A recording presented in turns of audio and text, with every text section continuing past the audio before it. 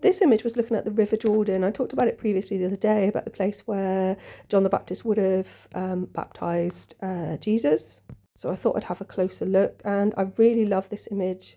The sort of watery elements, but there's also this sort of sunshine, but it's more of a mustardy colour than a bright yellow, which makes me think of the mustard seed and possibly a connection to the Eye of Newt because of the size of that seed. And I think that might have been the way it was referred to, sort of like in spells or something, in magic. It looks almost like there's a line of reflection at the bottom, so there's sort of a line beneath which we might be seeing part of the top reflected back into the water, which I think is sort of an idea of our thoughts and our subconscious mind. To the left there's sort of like a huddle of people, but it also looks a bit like a cave or a mountain from this perspective, just a closer view on that. There is this sort of like yellow golden lizardy creature sat on a rock. So to the right there looks a bit like there's a ladder coming up out of the water into this brighter, I want to call it steps or ladder. It's not quite steps. To the right of which there's a face sideways, which is a crescent moon, but there's also this spectral figure inside it.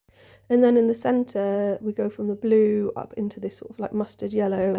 And then it swirls round into what is like this eye right at the top. But again, it's an eye of dark blue, like a royal blue, and this sort of mustardy colour, like a tower.